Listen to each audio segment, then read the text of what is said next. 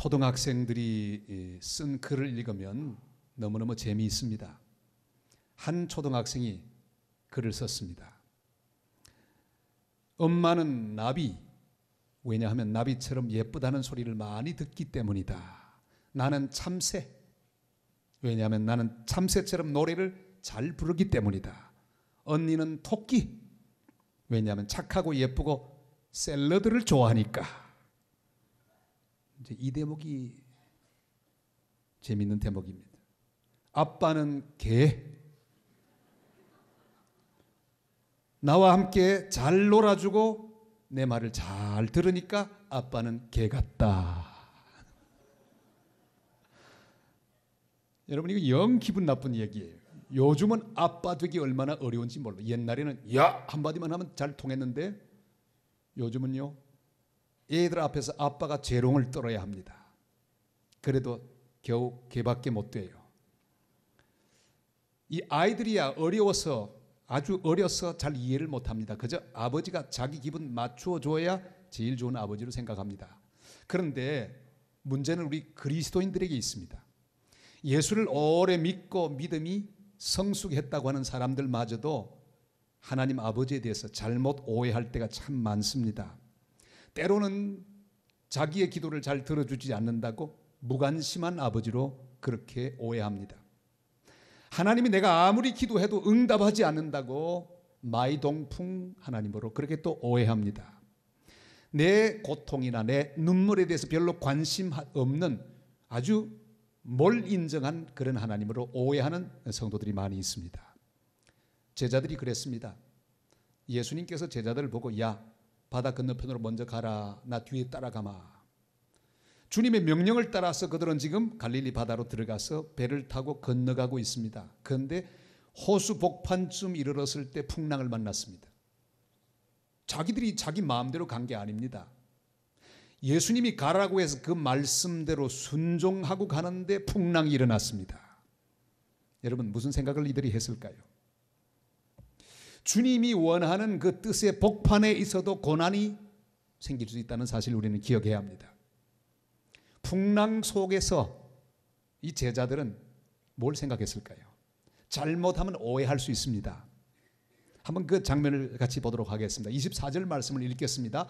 배가 이미 육지에서 술이나 떠나서 바람이 거스름으로 물결로 말미암아 고난을 당하더라. 아멘. 흑백 논리로 따지면 고난이라고 하는 것은, 혹은 풍랑이라고 하는 것은 하나님 말씀에 순종하지 않기 때문에 당하는 것이다. 그렇게 생각할 수 있습니다. 여러분, 그런데 이렇게 생각하면 풀리지 않는 게 얼마나 많은지 몰라요. 물론 그렇습니다. 요나가 불순종하고 갔을 때 풍랑을 만났습니다. 그런데 모든 것을 그렇게 보면 안 됩니다. 하나님 말씀에 순종하고 바른 길 가고 주님 기뻐하는 그 방향으로 가는데도 불구하고 풍랑이 일어날 때가 있다는 사실입니다. 지금 제자들은 벌써 9시간 동안이나 갈릴리 바다를 헤매고 있습니다. 풍랑이 일어나서 9시간 헤맸는데 겨우 5km밖에 오지 못했습니다. 앞이 보이지 않습니다. 어떻게 가버나움으로 건너갈지 전혀 대책이 없습니다. 너무너무 힘들었기 때문이에요. 캄캄한 밤에 헤매이는 제자들, 풍랑 속에 있는 자들이 무슨 생각했을까요? 주님이 우리를 버리신 거 아닐까? 주님은 우리에게 전혀 관심을 가지고 있는 것 혹시 아닐까? 지금 내가 궁지에 몰려 있는데 주님 도대체 뭘 하시나? 주님이 내 고통을 모르신다니. 아니, 우리들 가라고 해놓고 이렇게 팽개치는 법이 어디 있담? 아마 이런저런 오해를 했을 겁니다. 도대체 주님은 뭘 하실까? 시편에도 보면 이런 똑같은 마음을 가지고 시를 썼던 그 내용이 나옵니다. 시편 22편 1절을 한번 같이 읽어볼까요? 내 하나님이여, 내 하나님이여, 어찌 나를 버리셨나이까? 어찌 나를 멀리하며 돕지 아니하시오며 내 신음소리를 듣지 아니하시나이까? 여러분, 여기 하나님을 향한 우리가 할 수 있는 세 가지 오해가 있습니다. 하나는 어찌 버리셨나이까? 또 하나는 어찌 멀리 하시나이까? 또 하나는 어찌 돕지 아니하시나이까? 네, 이런 말을 우리도 참 많이 하지 않습니까? 어찌 돕지 않습니까? 어찌 버리셨습니까? 어찌하여 멀리 하시나이까? 여러분, 이건 다 오해입니다. 그렇게 느낄 뿐입니다. 버림받은 것 같은 오해, 하나님의 멀리 계신 것 같은 오해, 나를 의도적으로 피하시는 것 같은 오해, 돕지 않는 것 같은 오해, 이건 다 오해입니다. 사자굴 속에 나 혼자 있는 것 같은 오해, 풍랑치는 바다에 버림받은 것 같은 오해, 풀무불 속에 던져져서 나 이제 죽을 것만 같은 오해, 감옥 속에서 전혀 내일을 기대할 수 없이 절망 가운데 빠져서 하나님의 사랑을 오해하는 이런 많은 순간들이 우리 인생에게 다가옵니다.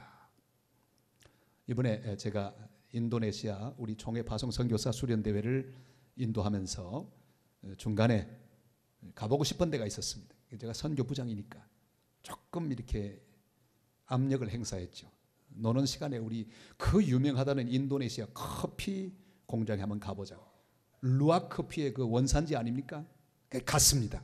쫙 봤는데 이번에 루악 커피에 대해 또 새롭게 공부했어요. 이게 원래 루악이라고 하는 짐승은 이 사양 고양입니다. 조금 다람쥐보다 크게 생겼죠. 그래서 다니면서 커피 원두 가운데 제일 좋은 걸 먹습니다. 먹고 난 다음에 변을 보죠. 그걸 모아가지고 커피를 만들면 그게 루악 커피입니다. 진짜 루악 커피는 한 잔에 한 10만 원 정도 합니다. 별로 놀라지 않으시네. 한 잔에 10만 원이라니까요. 근데 이게 뭐냐 하면 이름은 루악인데 사실은 똥입니다. 똥커피. 죽기 전에 반드시 해봐야 될 것 가운데 하나가 루악 커피 마시기. 그리고 그것이 똥이라는 사실을 알고 끌끌끌끌 웃기. 그런데 사람들이 이 장사가 잘 되니까 이 루악 커피, 자연산 커피를 찾기 어려우니까 루악을 잡아가지고 집어넣고 철장 안에 넣고는요 막 먹이는 거예요. 커피를, 원두를 좋은 것만 따먹는 이 친구에게 막 좋은 거 나쁜 거 막 주는 거예요. 억지로 먹으니 얼마나 기분 나쁘겠어요. 그럼 좋은 똥을 쌀까요? 나쁜 똥을 쌀까요? 설사 막 하는 거죠. 그걸 다 모아가지고 파는데 요즘은 5천 원짜리도 있습니다. 싼 건 다 가짜들이. 그런데 전 이번에 알았습니다. 루악 커피도요 10등급이나 있어요. 마음대로 루악이 온 산을 다니면서 커피를 따먹고 그 다음에 꼭 자기가 변을 보는 곳이 있어요. 거기다 싹 볼일을 보고 싹 흙으로 덮습니다. 원주민들은 다니다가 그 지점을 발견하면 아주 운수대통이에요. 그래서 다 파보면 거기 있거든요. 그 다음에 오면 또 거기만 눕니다. 습관이 묘해서 딱 누웠던 자리만 눕니다. 그런데 이 루악 커피도요 10등급이 있는데 제일 하등급이 뭘까요? 설사한 거, 소화 제대로 안 된 것, 그건 제일 싼 겁니다. 그럼 제일 고급은 뭘까요? 소화가 너무너무 잘 돼서 단단하게 된 것, 단단한 똥. 오늘 설교 시간에 똥 얘기해서 죄송합니다. 근데 그걸 사람들이 죄일이라고 먹으니 그저 웃기는 이야기 아니겠습니까? 저는 그 강의를 쭉 듣는데 마음속에 얼마나 은혜가 되는지 몰라요. 여러분, 루악 커피도요 소화가 잘 돼야 1등급입니다. 이게 소화가 안 되고 설사나면 그건 아주 하등급이에요. 그리스도인들은 모든 걸 소화를 잘 시켜야 합니다. 상황도 보고 잘 소화를 해야 합니다. 고난을 경험하면서 잘 소화를 해야 합니다. 오해하면 설사합니다. 사람도 잘 소화하시기를 바랍니다. 아니 10년 전에 한번 잘못한 것 가지고 아직까지 그 사람을 소화를 못 시켜서 설사하는 사람이 있어요. 그 사람의 그 인생은 상등품이 될까요? 하등품이 될까요? 대답을 좀 해주세요. 소화가 안 되면 하등품이에요. 여러분 모든 걸 좀 잘 소화하시기를 바랍니다. 감사함으로 받으면 버릴 것이 없나니 말씀하셨어요. 모든 하나님이 나에게 주시는 환경도 감사함으로 받아들이면 소화가 싹 되고 그것이 결국은 인내를 배울 수 있도록 나에게 은혜를 주며 나의 인생의 질을 상등품으로 만들어 줄 줄로 믿습니다. 여러분 잘 소화하세요. 어떻게 하면 잘 소화할까요? 감사함으로 받아야 합니다. 그리고 어떤 상황에도 기뻐해야 합니다. 풍랑이 이래도 기뻐하고 사람이 나를 욕해도 기뻐하고 남이 도와주지 않는 것 같은 상황에 있어도 기뻐하는 사람. 그래서 야고보서 1장 2절로 3절이 이렇게 말씀합니다. 다 같이요. 내 형제들아 너희가 여러 가지 시험을 당하거든 온전히 기쁘게 여기라. 이는 너희 믿음의 시련이 인내를 만들어내는 줄 너희가 알미라. 아멘. 어떤 경우에도 기뻐하시기를 바랍니다. 풍랑 속에서도 하나님을 오해하지 마시고 이해하시고 소화하시기를 바랍니다. 하나님 감사합니다. 이 시련 통하여 하나님 나에게 은혜를 주시기를 원하는 걸 내가 믿습니다. 전부 소화시키세요. 무엇이든지 어떤 환경에도 어떤 처지에도 하나님께 감사하고 그를 기뻐함으로 소화시킬 수 있기를 바랍니다. 주님이 다 알고 계십니다. 주님이 다 보고 계십니다. 계산하고 계십니다. 주님은 완벽하게 우리 인생을 바라보시면서 우리에게 필요한 모든 것들로 채워주시는 은혜의 주님이신 것을 믿으시기를 바랍니다.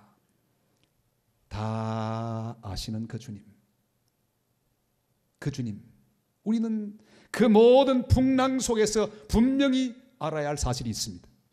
다 아는 그 주님은 반드시 나의 인생의 고난의 현장, 풍랑이 일어나 어찌할 수 없는 상황을 맞았을 때 찾아오시는 주님이라는 사실을 기억하시기를 바랍니다.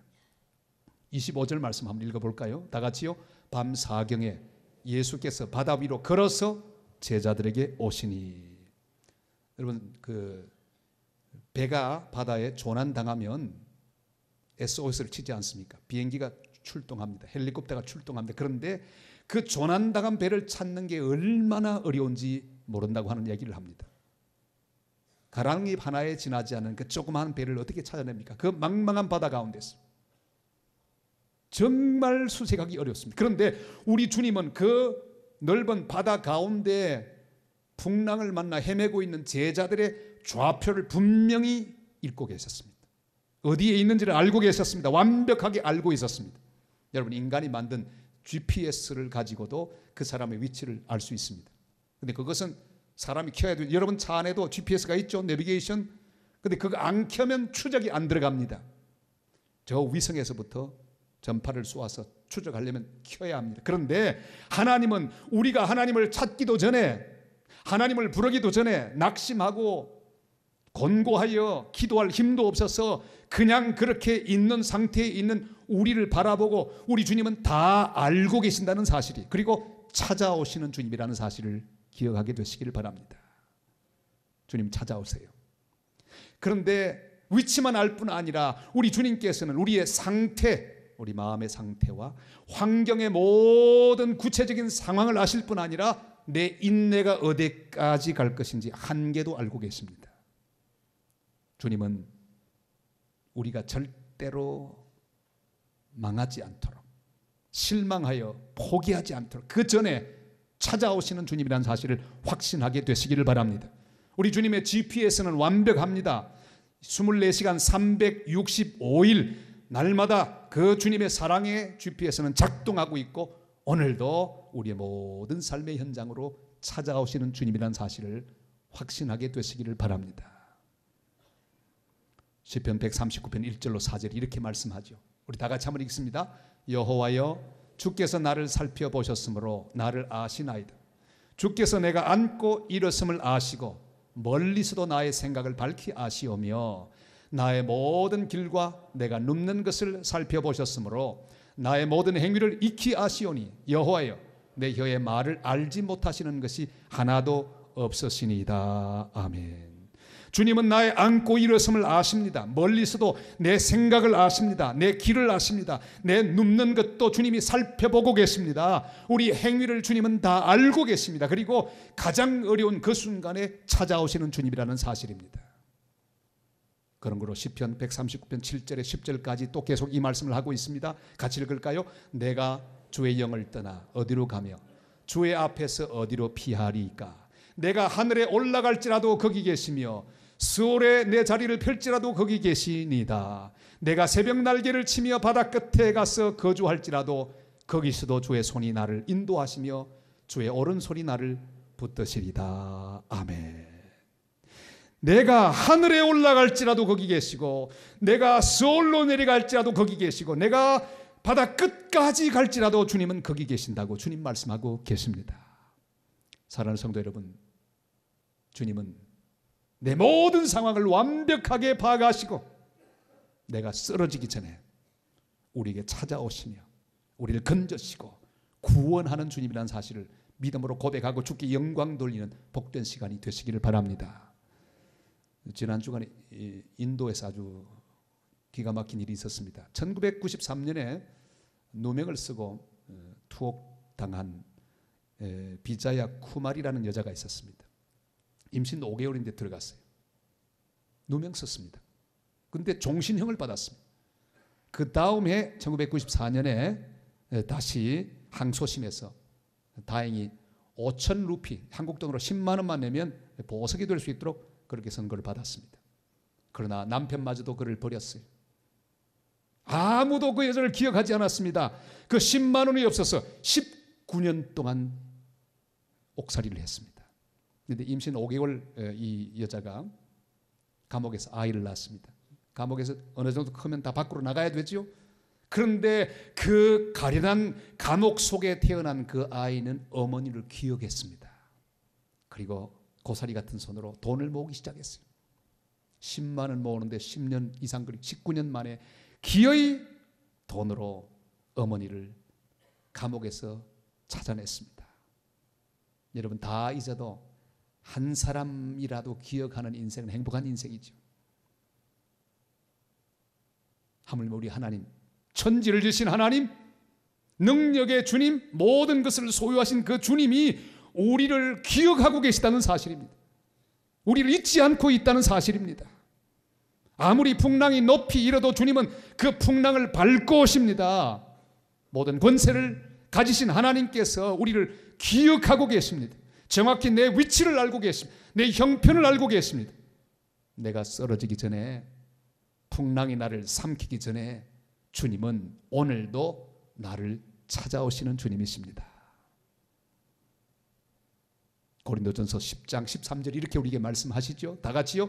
사람이 감당할 시험 밖에는 너희가 당한 것이 없나니 오직 하나님은 미쁘사 너희가 감당하지 못할 시험 당함을 허락하지 아니하시고 시험 당할 점에 또한 피할 길을 내사 너희로 능히 감당하게 하시느니라. 아멘. 오늘 예배하는 이 시간 그 사랑의 주님이 한 사람 한 사람을 찾아가시고 구출하시며 구원하시고 세임 주시고 은혜 주시는 복된 축복이 함께 하시기를 주님의 이름으로 축원합니다. 두려움에 가득한 제자들은 예수님을 보긴 보았는데 유령이라고 소리 지르고 있습니다. 이런 황당한 일이 있습니까? 제자들 아니겠어요? 주님과 함께 늘 같이 살고 주의 말씀을 늘 듣던 제자들인데 그 주님을 향하여 유령이라고 소리 지르고 있습니다. 작년에 제 딸이 손녀와 함께 저희 집에 좀 머무는 동안에 제가 관찰한 사실이 있습니다. 아니 어느 날 밤에 엄마를 그렇게 좋아하던 손녀가 막 울어요. 보니까 제 딸이 얼굴에 팩한다고 뒤집어 썼는데 딱 보더니 와 우는 거예요. 엄마가 아니에요. 한참 울다가 또 딱 보더니 와 또 우는 거예요. 왜? 뭘 뒤집어 썼어요. 자기 엄마가 아니에요. 애들은 그럴 수 있습니다. 왜? 뭘 모르니까. 그거 한꺼풀 뒤집어 썼다고 무서워하며 우는 손녀를 보면서 전 생각했어요. 사랑하는 여러분, 우리 하나님을 제대로 알아보시기를 바랍니다. 풍랑 속에서 찾아오시는 주님이신데 유령이라고 말하면 안 됩니다. 의심 가득한 이 엠마오로 가던 제자들의 눈에는 같이 동행하는 예수님도 나그네로 보였습니다. 주님이 살아나신 그 부활의 아침, 두려움으로 가득 차 있던 여인들이 무덤 속에서 만난 예수님을 알아보지 못하고 동산직이라고 생각을 했습니다. 오늘 나는 무엇을 바라보고 있습니까? 유령이라고 소리 지르지 마시기를 바랍니다. 바로 주님이십니다. 눈을 크게 뜨고 주님을 바라볼 수 있기를 바랍니다. 그리고 주님을 향하여 이렇게 말씀하시기를 바랍니다. 저를 한번 따라할까요? 주님, 오실 줄 알았습니다. 잘 오셨습니다. 어서 오세요. 그래야지요. 주님인 줄 알았습니다. 기다리고 있었습니다. 주님 오셔서 감사합니다. 그래야지요. 유령이라고 소리 지르면 어떡하겠습니까? 주님 말씀합니다. 안심하라. 나니 두려워 말라. 나야 나. 천지를 지은 창조주 나야 나. 죽은 자를 살리는 치유자 나야 나. 너를 일으키는 능력의 주 나야 나. 여기까지는 배 타고 있는 제자들의 수준이 꼭 같았습니다. 똑같이 두려워했어요. 근데 여기부터 갈라집니다. 여러분, 같은 반에 있어도요, 좀 있으면 수준차가 나잖아요. 같은 교회를 다녀도 잘못하면 수준차로 확 벌어질 수 있습니다. 그런데 여기 보세요. 12명 가운데 베드로가 앞장섭니다. 주님, 만약 주님이시거든 나를 명하사 물 위로 걸어가게 하소서.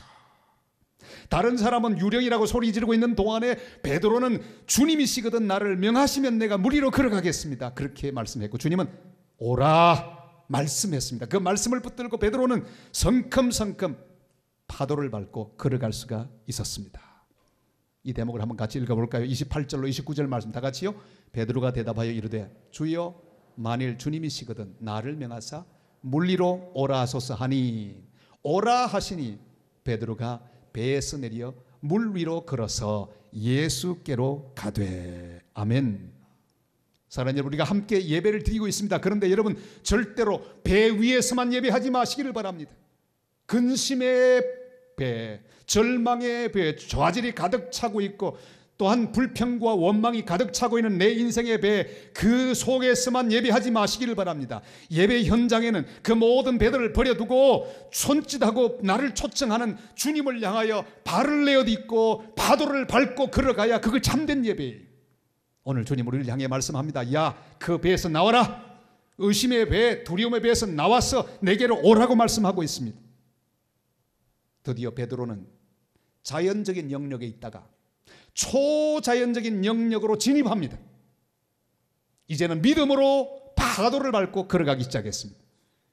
이제는 보통 베드로가 아닙니다. 믿음으로 우리 주님의 세계 속에 들어갔습니다. 믿음의 세계 속에 들어갔고 초자연적인 영역으로 진입하게 되었습니다. 사랑하는 여러분, 말씀을 들었으면 두려움과 고민과 걱정은 모두 싸서 던져버리고 주님이 밟고 계시는 파도를 향하여 우리도 밟고 걸어갈 수 있어야 합니다. 베드로를 따라서 여러분 말씀대로 발을 내디딜 수 있기를 바랍니다. 우리는 모두 다 베드로처럼 물 위로 걸어갈 수 있는 사람들입니다. 자연에서 초자연으로 왔던 베드로 한참 잘 걸어가다가 다시 눈을 주님에게서 파도로 옮겼습니다. 이게 아닌데, 그 순간에 초자연에 있던 베드로는 그만 자연으로 들어가고 말았고 이 파도의 지배를 받는 사람이 되고 말았습니다. 사랑하는 여러분,